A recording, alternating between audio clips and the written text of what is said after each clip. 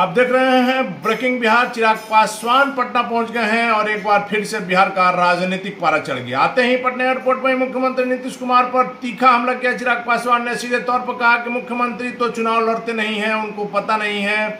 आप याद कीजिए कि कब उन्होंने चुनाव लड़ा था और किसी भी गठबंधन में उनकी विश्वसनीयता नहीं है। और सबसे बड़ी बात, जो कल चिराग पासवान के चचा केंद्रीय मंत्री पशुपति कुमार पारस ने कहा था कि मुख्यमंत्री नीतीश कुमार यदि एनडीए में आते हैं तो उनका स्वागत है।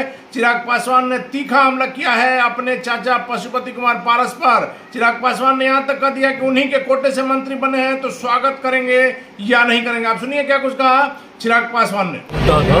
मणिपुर की घटना को लेकर आज वो तमाम लोग खामोश बैठे हैं जो भारत की ऊपर उठाओ प्रेम हल्का बस मणिपुर की घटना के ऊपर। और उस दिन मैंने सदन में भी इस बात को बोला था जब मणिपुर को लेकर चर्चा हो रही थी।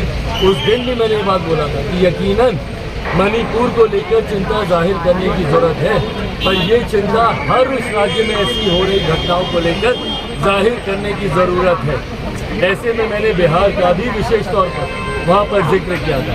वहाँ पर भले राष्ट्रीय जनता दल के लोग हों या जनता दल यूनाइटेड के राष्ट्रीय अध्यक्ष स्वयं किस तरीके से गला फाड़ फाड़ कर मणिपुर की घटना पर ललन जी बोल रहे थे, और आज जब उन्हीं के राज्य में उन्हीं की सरकार की नाक के नीचे ऐसी घटना को अंजाम दिया जाता है तो ये तमाम दल के नेता खामोश हैं। ये सवाल पूरे तथा कथित विपक्षी दलों के गठबंधन जो आए इंडिया के नाम से इन्होंने जो एक गठबंधन बनाया है, सबसे ये सवाल उठा है कि भैया बिहार की घटना पे ये लोग खामोश क्यों हो जाते हैं। बिहार में आए दिन ऐसी घटनाएं हो रही, उस पर ये लोग खामोश रहेंगे, पर जहाँ पर केंद्र की कोई सरकार होगी या इंडिया की कोई सरकार होगी तो वहाँ पर ये लोग आवाज़ उठाएंगे। ये सेलेक्टिव क्रिटिसिज्म, ये इनकी दोहरी नीति को दर्शाता है। जहाँ पे अपनी सरकार होगी, राजस्थान में ये लोग खामोश हो जाएंगे, बिहार में ये लोग खामोश हो जाएंगे, पर दूसरे राज्यों में जहाँ पर एनडीए की सरकार होगी वहाँ पर ये लोग उसको मुद्दा बनाएंगे। ये दर्शाता है कि आप सेलेक्टिव क्रिटिसिज्म की नीति को आप अपना रहे हैं, अपने अपराधों को छुपाना और दूसरों के ऊपर हो हल्ला मचाना। ये चर्चाएं हो रही है और आपके चाचा जी ने कह दिया है कि नीतीश कुमार का स्वागत है एनडीए में। भाई मुख्यमंत्री जिस तरीके की दबाव की राजनीति का इस्तेमाल करते हैं, ये यकीनन उसी का ही एक पक्ष है। दूसरों को डर दिखाकर मौजूदा गठबंधन से ज़्यादा लाभ लेना, ये मेरे मुख्यमंत्री नीतीश कुमार जी की पुरानी रणनीति का हिस्सा है। जब वो एनडीए में रहते हैं तो पैदल चलकर जाएंगे आदरणीय लालू जी की इफ्तार में, ताकि एनडीए को डर दिखाया जा सके। और जब वो महागठबंधन में रहते हैं तो महागठबंधन के कार्यक्रमों को छोड़कर बार बार वो जाएंगे भाजपा के वरिष्ठ नेताओं को श्रद्धांजलि देने, ताकि राजद के ऊपर दबाव बनाया जा सके।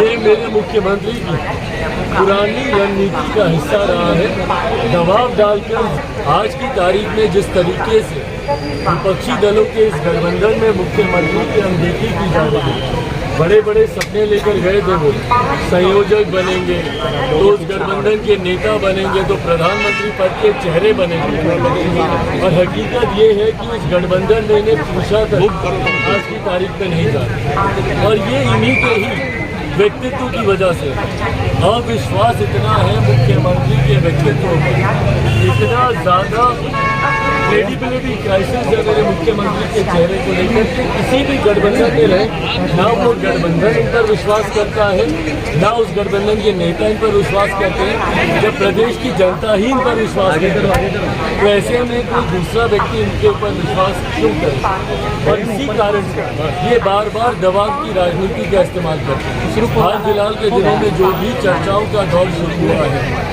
वो उसका कारण ही है कि मुख्यमंत्री मौजूदा गठबंधन में दबाव की राजनीति का इस्तेमाल करें। और जो लोग, जो सवाल आपने पूछा कि इनका स्वागत कर रहे हैं, यकीनन स्वागत करेंगे भैया, उन्हीं के कोटे से मंत्री बने हैं तो स्वागत तो उनका करना बनता ही है उनके। आने वाले दिनों में ये संख्या बहुत बढ़ने वाली है। बार बार हम लोगों ने इस बात को कहा है कि एक बड़ा असंतोष जनता दल यूनाइटेड में है। भाई देखिए, नेता तो बार बार गठबंधन बदल लेता है, पर ये वो लोग हैं जो जनता के बीच जाते हैं और जिसको चुनाव लड़ना है, भले वो एमएलसी का हो, भले वो एमएलए का हो, जिसको चुनाव लड़ना है भाई उसको तो जनता के बीच जाकर जवाब देना ना। मेरे मुख्यमंत्री ने तो चुनाव नहीं लड़ना। आखिरी बार मेरे मुख्यमंत्री ने कब चुनाव लड़ा था बता? ना वो लोकसभा का चुनाव लड़ते हैं, ना वो विधानसभा का चुनाव लड़ते हैं। बैकडोर से वो बार बार एमएलसी बन कर अपने आप को नॉमिनेट कर वो मुख्यमंत्री के पद पर बैठे हुए। तो इनको तो जनता के बीच जाना नहीं है, पर जिन लोगों को जनता के बीच जाना है उनको तो ये जवाब देना है ना कि भैया बार बार क्यों मुख्यमंत्री नीतीश कुमार जी पाला बदलने का काम करते हैं, गठबंधन बदलने का काम करते हैं। तो ऐसे में हर वो नेता जिसको जनता के बीच जाना है और जिसको इस बात का डर है कि जनता उनसे सवाल पूछेगी गठबंधनों को बार बार बदलने को लेकर, हर वो व्यक्ति आने वाले दिनों में चुनाव से पहले गठबंधन मुख्यमंत्री नीतीश कुमार जी की पार्टी जनता दल यूनाइटेड को छोड़कर अलग होगी।